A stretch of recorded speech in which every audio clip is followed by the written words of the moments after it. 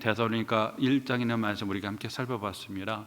데살로니가 1장에는 데살로니가 그 성도들에 대한 하나님 앞에 감사와 칭찬과 그리고 격려의 말씀을 주고 있는 것이 여러분 1장의 말씀이지 않습니까? 여러분, 이 데살로니가 교회 가장 짧은 시간에 세워진 교회입니다. 학자들은 3개월, 길어봤자 6개월은 지나가지 못했을 것이다. 그래서 혹자는요, 데살로니가 전서가 바울의 서신 가운데 제일 많이, 구약 신약의 서신 중에 제일 먼저 쓴 서신이, 왜냐하면 현장성을 갖고 있기 때문에 그렇죠. 바울이 데살로니가 지역에 나오자마자 고린도 지역에 도착해서 너무나 염려가 돼가지고 디모데를 보내서 그들이 현재 어떤 상황 속에 있는지 초조하게 기다리고 있었죠. 그래서 쓴 서신이 여러분 디모데 전서, 데살로니가 전서이기 때문에 바울의 서신 가운데 혹은 신약의 서신 가운데 제일 먼저 기록된 것이 아닌가, 그렇게 여러분 생각을 하고 있다는 사실이죠. 여러분, 이 데살로니가 교회의 짧은 시간 안에 놀라운 열매가 맺었죠. 세 가지죠. 그리스도인의 세 가지의 덕목이 뭡니까? 믿음의 역사와 사랑의 수고와 소망의 인내. 믿음으로부터 나오는 산출하는 역사, 사랑으로부터 흘러나오는 수고, 그리고 소망으로부터 나오는 인내. 믿음, 소망, 사랑은 그리스도인의 3대 표지 중에 하나인데 바로 이들에게 이런 열매가 맺어졌다는 사실입니다. 이건 무엇을 뜻하는 겁니까? 명백히 데살로니가 성도들은 그리스도임에 틀림없는 거죠. 여러분, 이런 세 가지의 3대 덕목이 형성이 된 것은 복음이 전할 때 어떻게 전해진 겁니까? 말이 중요하죠. 여러분, 전하지 않고 어떻게 알겠습니까? 하지만 말로만은 되는 게 아니라는 거죠. 내가 복음을 전할 때 말로만 전한 게 아니라 능력과 성령과 큰 확신 가운데 복음을 전했다는 겁니다. 그 결과 뭡니까? 그들이 믿음의 역사와 사랑의 수고와 소망의 인내라고 하는 열매를 맺었는데, 뿐만 아닙니다. 여기서 또 하나, 여러분, 바울은 1+1이죠. 바로 그들 가운데 들어갈 때에 바울이 여러분 그들의 앞에 본이 되는 모습을 보였습니다. 이것이 복음을 더 효과적으로 전하는 데 큰 영향을 미쳐가지고 바로 이 데살로니가 성도들이 마게도냐와 아가야 지역에서 뭡니까 여러분? 주와 그리고 우리를 본받는 자가 되었을 뿐만 아니라 마게도냐와 아가야 지역에서 믿음의 본이 되어졌고, 이곳에서 하나님의 말씀이 마치 메아리 치듯이 마게도냐 아가 지역에 여러분 이 데살로니가 성도들의 이 신앙이 퍼져나갔다라고 하는 거죠. 근데 여러분, 이 복음, 이 퍼져나갔던 복음에 대해서 9절과 10절에는 이렇게 정해져, 내가 너희들을 어떻게 들어갔는지, 그리고 너희가 어떻게 우상을 버리고 참되고 살아계신 하나님께 돌아서서 여러분 예수 그리스도의 그 재림 강림하심을 간절히 기다린다는 것, 이것이 여러분 마게도냐 아가야 지역에 퍼져나가게 되어졌다라고 하는 이 사실에 대해서 바울이 칭찬하고 격려를 했다는 겁니다. 오늘 우리가 함께 살펴보는 2장으로 넘어와서 여러분 2장 우리가 1절에서 12절에 있는 말씀은 제가 처음에 여러분 데살로니가 전서를 여러분께 강의하기 전에 이 말에 데살로니가서의 큰 특징 중에 하나가 뭐냐, 에이소도스라는 단어가, 에이소도스와 유사한 어구가 5번이나 등장한다라고 말합니다. 말씀을 드렸어요. 그렇죠? 이게 들어감이라는 겁니다. 2장 1절에 보면은 형제들아 우리가 너희 가운데 들어가, 여기서 에이소도스라는 단어가 사용이 되었어요. 이 단어가 1장 5절에도 여러분 어떻습니까? 이 1장 5절에도 너희 가운데 너희를 어떤 사람이든, 여기서 같은 비슷한 어구 에이소도스라는 이 단어가 여러분 이 비슷한 어구가 문자적으로는 2번 들어가지만 비슷한 어구가 3번 도합해서 무려 5번이나 반복이 되는데, 이 여러분 들어감이라는 이 단어가 복음과 함께 병행해서 진술이 되고 있다는, 짝을 이룬다는 겁니다. 복음을 진술할 때 이 에이소도스라는 들어감이라는 또 단어와 이 들어감이라는 단어와 비슷한 어구가 함께 짝을 이룬다는 거예요. 이 점에 대해서 학자들은 무엇이라고 말을 하냐면 복음을 더 유효적으로 효과적으로 전파되는데 큰 여러분 어떻습니까? 영향을 미쳤다라고 하는 사실이에요. 그래서 여러분 복음을 전할 때 복음만이 아니라 복음을 전하는 사람의 자세와 태도가 얼마나 중요한가. 이건 단순히 도입을 말하는 게 아니에요. 데살로니가 지역에 들어감이 아닌 게 아니라 이 에이소도스는 들어감이라는 거는 뭐냐면 선교적인 자세와 태도, 그 도시에 들어갔을 때 바울이 어떤 자세와 태도로 그들 가운데 복음을 전했는가, 바로 이 점이라는. 그래서 여러분 9절에 보세요. 그들이 우리에 대하여 스스로 말하기를 어떻게요? 우리가 어떻게 너희 가운데 들어갔는지, 여기서 에이소도스라는 단어가 등장했습니다. 어떻게 들어가는지 하고 복음과 함께 진술이 되고 있잖아요. 그렇죠? 우리가 너희 가운데 어떻게 들어갔는지와 너희가 어떻게 우상을 버리고 하나님께로 돌아와 살아계신 참되신 하나님을 섬기는지와 또 죽은 자들 가운데서 다시 살리신 그의 아들이 하늘로부터 강림하실 것을 너희가 어떻게 기다리는지를 말하니 이는 장래 노하심에 우리를 건지시는 예수니라. 복음을 진술하고 나서 그 복음 가운데 어떻게 들어갔는지, 이게 항상 병렬로 등장한다는 거예요. 5절에 보세요. 이는 우리 복음이 너희에게 말로만 이런 것이 아니라 또한 능력과 성령과 큰 확신으로 된 것이며 우리가 너희 가운데서 너희를 위하여 어떤 사람이 된 것은 너희가 아는 바와 같으니라. 그렇죠? 여러분 5절 그리고 9절 10절을 보십시오. 이 복음을 진술할 때 짝을 이어 등장하는 게 뭡니까? 예? 복음이 너희들에게 말로만이 아니라 능력과 성령과 큰 확신뿐만 아니라 어떻게 해요? 우리가 너희 가운데서 너희를 위하여 어떤 사람이 된 것은 너희가 아는 바와 같으니라. 9절에 보세요.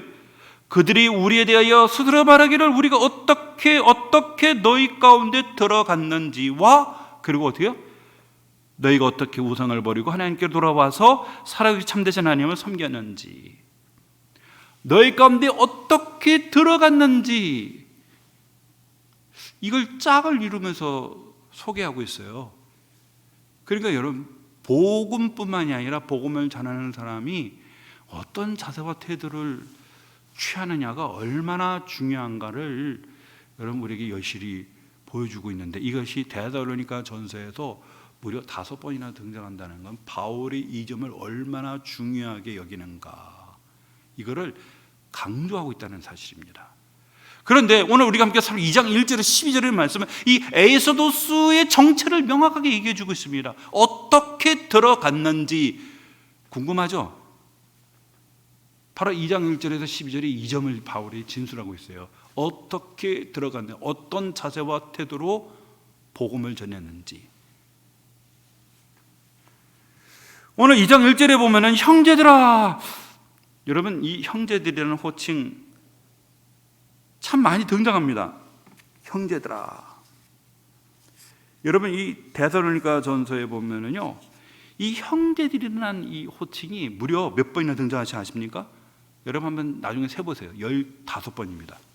여러분 2장 1절에도 보면 형제들아, 2장 9절에 보시면 형제들아, 2장 14절에도 보면은 형제들아, 2장 17절에도 형제들아, 3장 7절에도 보면은 이러므로 형제들아, 4장 1절에 그러므로 형제들아, 4장 9절에 보면은 형제 사랑에 관하여는, 4장 13절에 보면은 형제들아, 5장 1절에도 형제들아, 5장 4절에도 형제들아, 5장 12절에도 보면은 형제들아, 5장 14절에도 보면 또 형제들아, 5장 25절에도 보면 형제들아, 그리고 26절에도 모든 형제여, 그리고 27절 모든 형제에게 무려 15번이나 어떻게 보면 되게 상투적으로 빈번하게 여러분 등장하고 있어요. 15번입니다. 15번입니다. 바울은 중요한 권면을 하거나 화제를 바꿀 때마다 이 형제들이라는 단어를 여러분 아예 일상적으로 습관처럼 사용을 하고 있어요. 여러분 이 형제라는 표현이 뭡니까? 형제는 말 그대로 가족 용어입니다. 그렇죠? 피를 나눈, 그렇죠? 자녀들을 우리는 서로 형제 혹은 자매다 이렇게 부르잖아요. 이건 가족 용어입니다. 가족 용어. 오늘 바울은 이 형제들이라는 표현을 데살로니가 성도들에게 표현한다는 것은 바울이나 데살로니가 짧게 3개월 혹은 6개월밖에 안 되는 이 초신자와 같은 이들하고 다 같은 영적인 가족이라는 거예요. 누굴요? 하나님을 아버지로 섬기는 영적인 가족입니다. 저와 여러분도 마찬가지입니다. 저와 여러분도 뭡니까 여러분? 형제와 자매야. 영적인 가족이에요. 여러분, 이런 호칭 속에서 바울이 얼마나 성도들을 따뜻하게 사랑하고 있는가. 여러분, 우리는 영적인 가족입니다. 여러분도 우리가 가정 안에서 보면은 좋은 일도 있고 혹은 안 좋은 일들도 있잖아요. 근데 어떻습니까? 우리는 가족들의 허물을 사랑으로 많이 덮습니다. 사랑으로 덮어요. 네? 그처럼 우리 하나님 주사랑교도 우리는 다 영적인 가족이고요. 우리는 이 땅을 떠나면은 새롭게 편성이 될 겁니다. 이제 육체로 형성된 가족은 이 땅으로 끝납니다. 해체입니다. 우리가 죽으면은 천국에 가서 하나님을 아버지로 간 영적인 가족으로 우리는 재편성이 될 겁니다. 그리고 우리는 어떻게 해요? 영원히 함께 주님을 모시고 영원히 함께 주와 더불어 살아갈 것입니다. 그러므로 우리는 여러분 서로를 너무 섭섭하게 하지 않았으면 좋겠습니다. 그리고 허물 있고 잘못이 있으면은 동네방네 떠돌아다니면서 여러분 허물과 잘못을 들춰내는 것이 아니라 여러분 덮었으면 좋겠습니다. 덮었으면 좋겠습니다. 왜요? 우리는 가족이기 때문에 그래요. 가뜩이나 예수 믿는다고 세상 속에서도 참 힘겹게 살아갈 수도 있잖아요. 어떤 분은 시집을 가셨는데 제사 때문에 매번 명절 때마다 그래서 저한테 전화해요. 목사님 이제 갑니다. 기도해 주십시오. 그 의지가 불탑니다. 이제 전쟁터로 가는 거예요. 가면은 그냥 내버려 두지 않아요. 이거 저거 참 소위 말해서 어떻습니까? 가족들 사이에서 비난의 대상이 되지 않습니까? 옛날에 어르신들 같은 경우는 집안에 뭔가 안 좋은 만 있으면 저 예수 믿는 저 며느리 때문에 맨날 안 좋은 일이 벌어진다고 그렇게 탓하지 않습니까? 참 우리가 세상 속에서 우리가 직장 생활을 하든 또 가족 간의 생활을 하든 우리가 이 신앙 때문에 적지 않은 모욕도 당하고 손가락질도 당하고 비난도 당하고 핍박을 당하는데 우리가 교회 안에서만큼은 따뜻하게 좀 품어주어야만 될 것 같아요. 그리고 서로를 위해서 기도해주고 오늘 바울은 그냥 의례적인 용어로 쓰는 게 아니라 애정이 담겨져 있어요. 형제들아. 오늘 형제들아 우리가 너희 가운데 들어간 것이 헛되지 않은 줄을 너희가 친히 아노니. 여러분 이 표현도 참 많이 써요. 바울이 어떤 표현이냐면 너희가 친히 안다. 2절에도 보세요. 너희가 아는 바와 같이. 그리고 1장 5절에도 보십시오. 너희가 아는 바와 같으니라. 이런 표현은 많이 봐요. 근데 이런 표현들이 여러분 어떤 거냐면 공감대를 형성합니다. 이게 모르는 걸 얘기하는 게 아니에요. 너희들이 이미 알고 있는 거, 너희들이 이미 알고 있는 거를 상기시켜 준다는 건데 이런 표현을 바울이 데살로니가 전서에서 참 많이 씁니다. 너희들이 아는 바와 같이. 모르는 게 아니라 너희들이 잘 알고 있는 거다. 어떤 동질감, 공감대 이런 표현들을 바울이 참 많이 사용합니다. 우리가 너희 가운데 들어간 것 도입이죠. 입도죠. 데살로니가 지역에 들어간 것이 왜 들어갔어요? 선교하려고 들어가는 거잖아요. 그죠? 복음을 전하기 위해서 영혼을 구원하기 위해서 들어간 거잖아요. 근데 그것이 헛되지 않은 줄을 너희가 친히 안다. 헛되지 않는다. 이 헛되지 않는다는 케노스라는 단어인데요. 헛되지 않는다는 것은 다른 말로 열매를 맺었다는 뜻입니다. 열매를 맺었다는 거. 제가 오늘 여러분과 함께 데살로니가전서 2장 1절에서 12절까지 말씀을 읽었잖아요. 그런데요, 이게 하나의 인클루즈 구조로 되어 있어요. 1절과 12절이 유사한 구절입니다. 여러분 12절 한번 볼까요? 12절 한번 볼까요? 12절을 여러분 12절에 보세요. 12절에 이는 너희를 부르사 자기 나라와 영광에 이르게 하시는 하나님께 합당히 행하게 하려 함이라. 여러분 바울이 2장 1절에 우리가 너희 가운데 들어간 것이 헛되지 아니한 줄을 너희가 아나니라죠. 헛되지 아니했는데 그 헛되지 않았다는 말이 뭐라고 그랬죠? 헛되지 않았다는 건 열매를 맺었다는 뜻이잖아요. 그렇죠? 근데 그 열매가 12절에서 여러분 설명해 주고 있어요. 그게 뭡니까 여러분? 12절에 이는 너희를 부르사 자기 나라와 영광에 이르게 하시는 하나님께 합당히 행하게 하려 함이라. 여러분 헛되지 않는다는 게 뭡니까? 하나님의 나라에 합당하게 행하는 거예요. 그러니까 오늘 2장 1절에서 12절의 말씀은 이 시작과 마침이 이게 마치 하나의 이렇게 품듯이 이 전체의 이 구조를 묶고 있는 겁니다. 이 말은 뭐냐면 이 전체가 이 내용의 지배를 받고 있다는 뜻입니다. 예? 열매를 맺는데 그 열매가 뭐냐면 하나님의 나라에 합당하게 행하는 것. 여러분 이게 신앙의 목적입니다. 그리고 기독교 교육의 목표입니다. 여러분 신앙의 목적이 뭔지 아십니까? 신앙의 목적? 예? 우리가 왜 열심히 신앙생활하는 거죠? 여러분 왜 이 수요일날 주일날도 있는데 왜 이 수요일날 이 한 주의 한복판에 여기 교회 오기 쉽지 않잖아요. 하루 종일 일하시다가 피곤하지 않습니까? 그런데도 이날을 구별해서 7시에 이 자리를 여러분 함께하는 이유가 뭡니까? 우리가 예수를 믿는 목적이 뭐죠?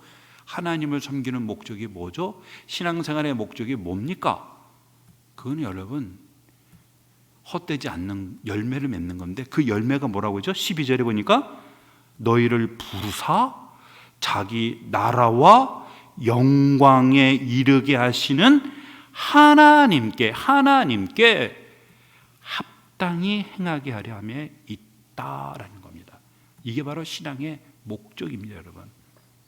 여러분 하나님께 합당히 행하다는 게 뭡니까? 하나님, 그 하나님의 뜻에, 그 하나님의 나라에, 그 하나님의 말씀에 그 준하는 삶. 빌립보서 1장에는 27절에는 뭐라고 하냐면 하나님의 나라에 시민답게 살아가는 삶을 얘기합니다. 사도 바울이 빌립보서에서는 하나님의 복음에 합당히 살아가는 삶이 하나님의 나라의 시민답게 살아가는 삶이다 이렇게 얘기합니다. 여러분 하나님 앞에 합당한, 하나님이 바라볼 때 합당한 성도. 요즘에 참 교육에 대한 얘기를 참 많이 해요. 교육에 대한 얘기를. 그래서 맹모 삼천지교라고 해가지고 뭡니까? 참 그 맹자 어머니가 그 자녀 교육을 위해서 뭐 여러 번 옮겼다고 하잖아요. 그죠? 자녀들 교육. 그만큼 환경이 큰 영향이 있는 거는 맞습니다. 그런데 여러분, 이 교회의 신앙의 목표는 하나님 앞에 합당한 그 하나님의 뜻과 그 말씀에 준한 하나님의 나라의 백성에 준한 삶을 살아가게 하는 것이 우리의 교육의 목적인데, 때로는 부모님들 가운데는요 이게 혼동하시는 분들이 있어요. 혼동. 그게 뭐냐면 뭔가 이 신앙의 이 교육을 통해 세상에서 소위 말하는 성공을 이루고 싶어 하시는 분들이 있습니다.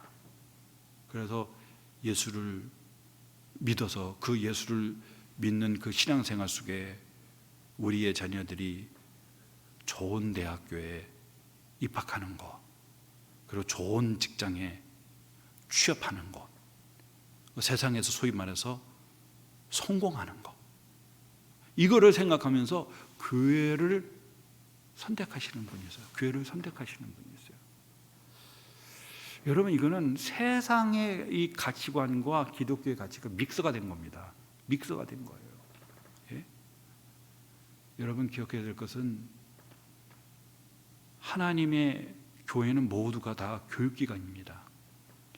지상에 있는 모든 교회가 목표로 삼는 것은 하나님 앞에 합당하게 살아가는 삶. 여러분, 이것이 교육의 목적이에요. 교육의 목적이에요. 그래서 어떤 분은 어느 교회 가니까 예배 때 영어를 가르쳐주고 음악을 가르쳐주고 또 악기를 또 가르쳐주고, 여러분 그런 다양한 방식으로 해요. 어떤 경우는 영어로 예배하고, 어떤 경우는 일본어로 얘기하고, 어떤 경우는 스페인어로 예배하고, 어느 때는 독일어로 예배하고, 또 어디든지 막 골라서 예배를 드릴 수가 있어요. 골라서. 예? 또 아이들도 많으니까 또 사회성도 키워지고. 그런데 그렇게 큰 교회를 선호하면서 큰 교회로 가는 분들이 있습니다. 근데 여러분, 그 내면의 깊은 곳에는 세상 교육이 또아리 틀고 있는 겁니다. 여러분, 그렇게 되면 우리 아이가 영재가 됩니까? 그리고 훌륭한 세상에 많은 그런 인재가 되는 겁니까? 그래도 좋은 학교에 입학할 수가 있고, 좋은 직장에 들어갈 수 있고, 사람들에게 칭찬과 인정을 받는 그런 사람으로 여러분 탄생할 수가 있는 겁니까? 아니면 조그만 교회, 무너질 것 같아요. 지하에 있는 단칸방에 있는 그런 교회. 여러분, 그런 교회에 가면은 소위 말해서 세상에서 말하는 그런 성공하지 못하는 삶을 살아갈 것 같아요. 네? 신구약 성경과 기독교 역사는 그걸 증언하지 않습니다. 신구약 성경과 여러분 이 2000년의 기독교 역사를 보면 시골에 지극히 작은 교회, 하지만 그곳에서 주님을 만나게 될 때, 여러분 주님을 만나고 회심하는 그 순간 하나님이 그를 통해 역사하시고, 그를 통해 세상을 변화시키고, 그를 통해 하나님이 영광을 받으시는 줄로 믿습니다. 중요한 것은 그리스도를 만나게 하여서 그가 영원히 변화되어서 하나님 앞에 합당한 삶을 살아가게 하는 것이 신앙의 목적이고 기독교 교육의 목적입니다. 물론 여러분 환경이 또 좋고 교육에 많은 좋은 자제들 우리가 환영하면 좋겠지요. 그러나 여러분, 그것만으로 사람이 그렇게 자라나는 게 아닙니다. 바울이 말했죠. 나는 심었고 아볼로는 물을 주었을 때 누가 자라나게 한다고요? 하나님이 자라나게 하는 겁니다. 하나님이 자라나게 되는 거예요. 예? 제가 여기 자리에서 우리 부목사님 얘기를 해서 좀 죄송한데요. 우리 이제 이종만 목사님의 아들 시우 학교에서 만났죠. 웬만하면 올 때 저희 교회로 데리고 오고 싶었어요. 네, 데리고 오고 싶었어요. 그런데 양재동에 있는 작은 교회에서 청년이 없대요. 청년이. 그래서 혼자서 이게 OH 필름 같은 거 올리고 그 일을 하나 봐요. 마음 같아서는 참 신학생이니까 저에게 이렇게 데리고 오면은 청년부가 참 큰 도움이 되겠다 생각했는데 제가 나쁜 마음을 가졌습니다. 나쁜 마음. 여러분, 그 청년이 아무도 없는 혼자서 외롭게 이 개척교회를 돕고 있어요. 여러분, 그 모습이 바로 하나님이 기뻐하시는 합당한 삶입니다. 예? 하나님이 만들어가는 겁니다. 예? 큰 교회, 대형 교회에서, 예? 좋은 환경에서, 예? 스피커나 마이크나 할 것 없이 악기가 최고급의 악기, 그런 수많은 사람들이 북적북적거리는 곳에, 그곳에서 여러분 사람이 물론 탄생할 수도 있죠. 하지만 중요한 건 뭡니까 여러분? 사도 바울이 보낸 서신의 교회들을 한번 살펴보세요. 지금 고고학자들이 살필 때요, 여러분 이 초대교회의 교회는요 대체적으로 50여 명 이상이 넘지가 않아요. 지극히 작은 교회, 그리고 다들 가정교회입니다. 지극히 작은 그런 가정교회. 이 데살로니가 교회도 마찬가지입니다. 여기 무슨 교회가 있어요? 예? 그럼에도 불구하고 가장 바울이 칭찬하고, 그리고 바울이 가장 감사의 기도가 많은 게 3번이나 감사 기도가 등장하잖아요. 바울의 이 데살로니가 교회입니다. 데살로니가 교회. 믿음의 역사와 사랑의 수고와 소망의 인내가 있는 교회. 물이 새고 지하에 컴컴합니다. 소수의 사람들이 모여 있지만 주님 분명히 말씀하셨죠. 2-3 사람이 내 이름으로 모인 곳에 내가 너희와 함께하리라. 바로 그곳에 하나님의 진리를 붙들고 성령 인도함을 받는 바로 그 모임 속에 하나님의 임재가 충만한 하나님의 임재와 영광이 있고, 그들이 부르는 그 노래 박자도 틀리고 음정도 틀려도 그러나 하나님은 그들의 마음을 받으시고 영광을 받으시고 하나님께서 그 교회에 축복해 주시는 줄로 믿습니다. 이것이 여러분 신앙의 목적입니다. 기독교 교육의 목적이 뭡니까? 세상에서 성공하는 사람 만들기 위해서 우리가 교육시키나요? 기독교 신앙의 교육의 목적은 하나님 앞에 합당하게 살아가는 것, 하나님 앞에 합당하게 살아가는, 하나님을 경외하고 하나님을 사랑해서 하나님의 말씀을 따라서 살고자 하는 것, 이거는 교육의 목적을 성취한 겁니다. 이게 교육의 목적이라는 사실이죠.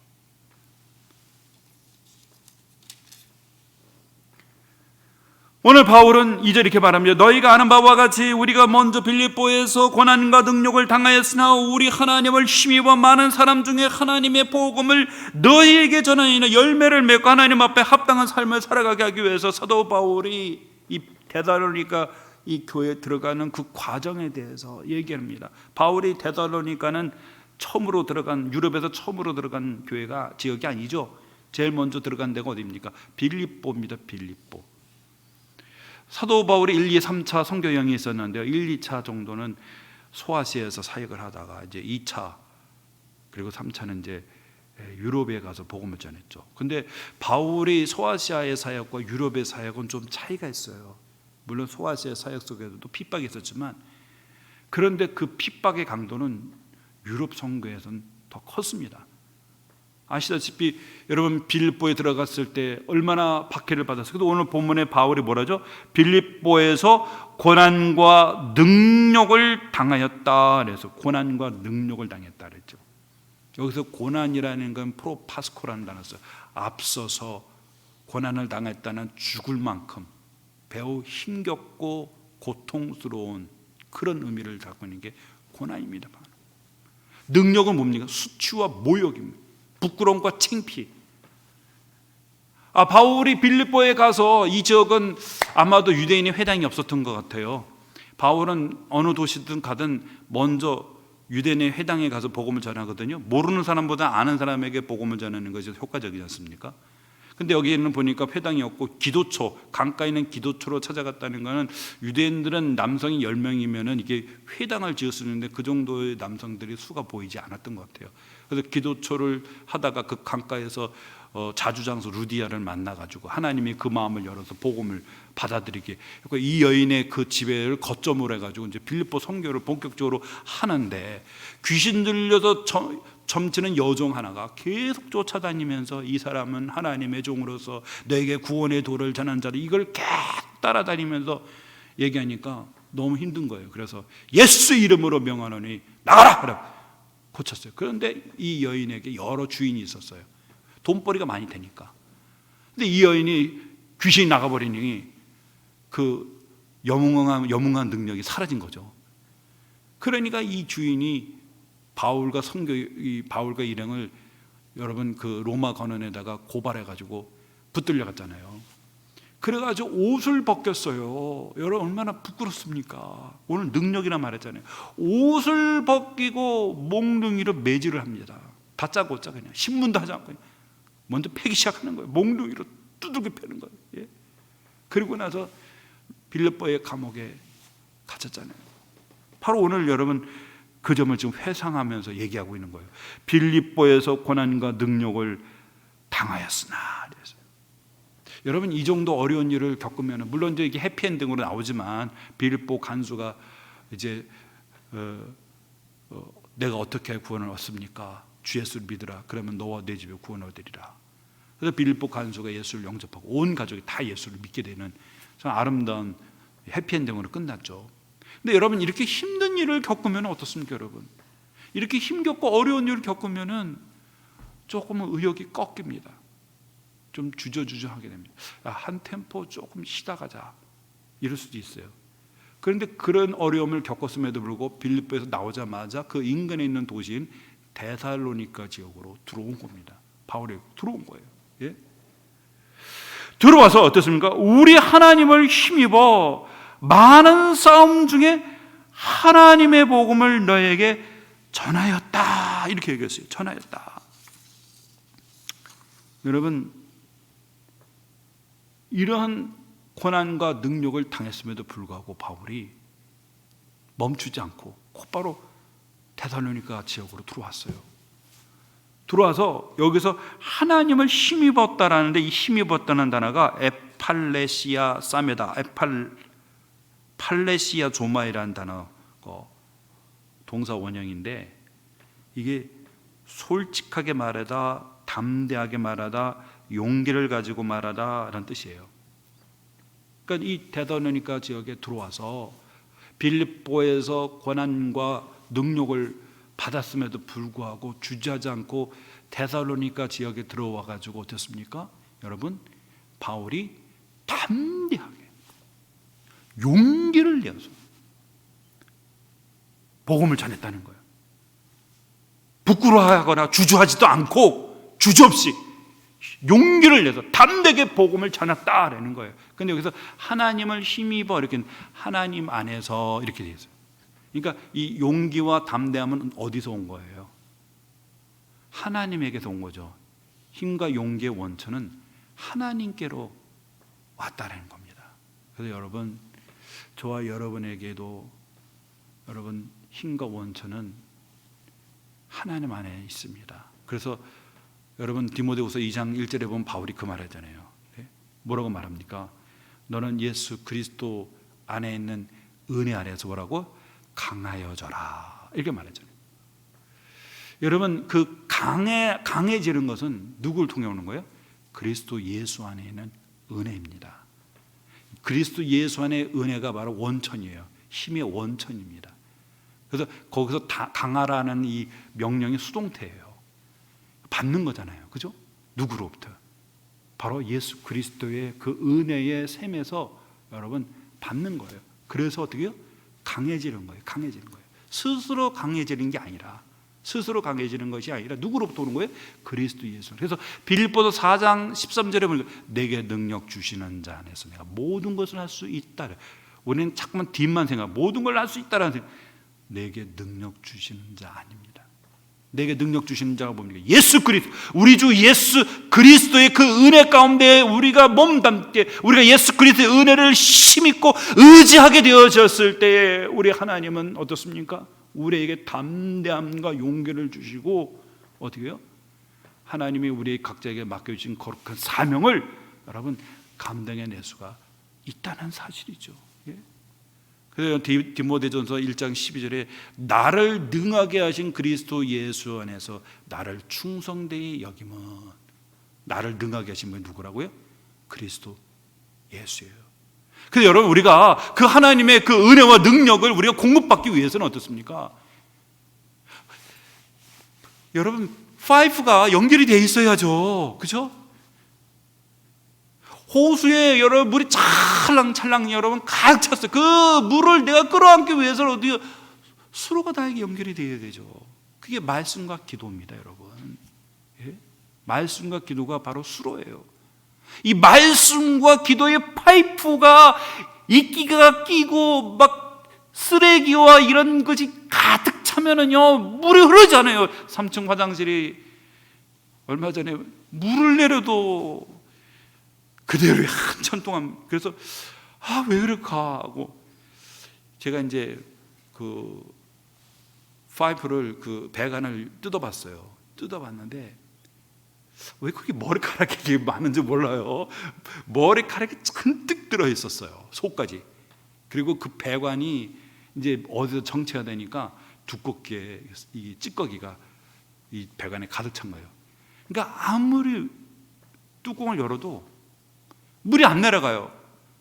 그래가지고 어떻습니까? 그걸 다 꺼내가지고 그 속에 가득 찼던 그 찌꺼기 머리카락을 그냥 이렇게 다 빼버리니까, 나중에 연결시키니까요, 물이 그냥 콸콸콸콸콸 흘러갑니다. 여러분, 우리의 그 하나님의 은혜의 수로가 이런 찌꺼기, 쓰레기로 가득 차면은요, 하나님의 은혜가 우리가 흘러오지 못합니다. 꽉 막혀버려요. 하나님의 은혜는 어마어마 바다요. 예? 부어주고 또 부어주고 또 메마르지 않냐는 큰 바다입니다. 근데 그 바다의 수로가, 한번 점검해 보세요. 그 내 은혜의 수로가 지금 막히지는 않았는가? 한번 점검해 봐야 됩니다. 우리가 세상을 향한 사랑하는 마음들, 또 우리가 죄를 지으면은요, 여기에 찌꺼기가 가득 차면은 은혜가 들어올 수가 없어요. 들어올 수가 없어요. 이걸 청소해야 됩니다. 하나님 앞에 우리 죄를 회개하고, 하나님이 우리에게 주신 말씀과 그 기도라고 하는 이 수단에 우리가 붙들고, 나에게 은혜 주세요 하나님, 나에게 힘을 주세요, 나에게 능력을 주세요, 나에게 기쁨을 주세요, 나에게 평강을 주세요, 나에게 사랑을 주세요, 나로 하여금 하나님을 느끼게 해주세요, 나로 하여금 하나님의 임재의 충만함을 체험해 주세요, 하나님의 거룩함을 느끼게 해주세요. 여러분, 우리가 구할 때에 하나님의 그 다하지 아니하는 그 은혜의 수로에서 은혜가 우리 가운데 흘러갈 수가 있는 줄로 믿습니다. 바울은 이 하나님의 은혜로 많은 싸움 중에 라고 했어요. 치열한 영적인 이 전투가 이 데살로니가 지역에서 일어나. 여러분, 이 싸움이라는 것이, 여러분, 이 운동 경기 때에 사용하는 단어를 썼어요. 아마도 이 바울이 지금 현재 이 편지를 어디에 쓰냐면 고린도에서 썼어요. 고린도에는요, 이 올림픽 경기장이 있었어요. 그러니까 바울이 이 고린도 지역에서 복음을 전때 안 받겠습니까? 그래갖고 2년에 4년에 한 번씩 올림픽 체전이 있었습니다. 올림픽 체전이 이 고린도 지역에서 펼쳐졌거든요. 바울이 그거를 보면서 그 단어를 사용한 거예요. 선수들이 멸류관을 받기 위해서 치열하게, 이 당시에 여러분, 이 올림픽 체전에 나가는 사람들은요, 규율이 있어요. 규율이 10개월 동안 여러분 훈련을 받아야 됩니다. 그거 안 받는 사람은 참관할 수 있는 자격이 없어요. 그리고 10개월 동안 경기에 임하기 전에 규칙적으로 아침에 일어나는 시간과 저녁에 자는 시간, 아침, 점심, 저녁, 그리고 또 규정된 시간의 훈련, 이걸 받아야 돼요. 그런데 이 10개월 기간에 이탈하거나 이 10개월의 기간에 규칙을 어기게 되지만 그 사람은요, 경기장에 못 나갑니다. 박탈당합니다, 여러분. 예? 오늘 사도 바울은 분명히 이 올림픽 경기 훈련, 선수들이 훈련하는 것을 봤을 거라고 봐요. 이 선수들이 레슬링 할 때 여러분 어떻습니까? 두 선수가 격렬하잖아요. 여러분 레슬링 많이 보셨잖아요. 두 선수가 막, 이 레슬링 선수들을 보면은, 여러분 시합할 때 보면 귀가 막 찢어졌어요. 예? 귀가 찢어지고 손가락이 막, 이 마디가 막 여러분 이렇게 꺾이기도 하고, 얼마나 그 격렬합니까? 이 코가 뭐 문드러져 있고 그렇게 격렬하단 말이죠. 그러니까 바울이 그와 같이 운동선수들이 시합을 할 때에 그 격렬한, 여러분 이 싸움에서 이기기 위한 그런 경기와 같이 오늘 많은 싸움 중에 바울이 데살로니가에 가서 하나님의 복음을 너에게 전했다는 거예요. 바로 이런 노고와 과정 속에 여러분 복음이 전파되어졌고 데살로니가 지역에 하나님의 교회가 세워지게 되어졌다는 사실. 여러분, 말씀을 맺도록 하겠습니다. 오늘 사도 바울은 2장 1절에서 12절에 데살로니가 지역에 들어갔을 때에 어떤 자세와 태도로 복음을 전했는가? 신앙의 목적 뭐라고요? 하나님 앞에 합당하게 생활하는 거. 이게 바로 하나님이 여러분 바라고 원하시는 바라는 거예요. 그게 뭐죠? 하나님 앞에 합당하게 살아가는 삶이 뭘까요? 좀 더 구체적으로 들어가면 뭡니까? 바울이 데살로니가 교회를 칭찬했잖아요. 세 가지 덕목이 뭐였어요? 믿음의 역사와 사랑의 수고와 소망의 인내입니다. 이게 바로 하나님 앞에 합당하게 사랑하는 삶의 구체적인 모습입니다. 이로 인해 하나님이 영광을 받으시는 줄로 믿고 하나님 앞에 합당하게 살아가는 저와 여러분 되기를 주의 이름으로 축원합니다. 기도하겠습니다.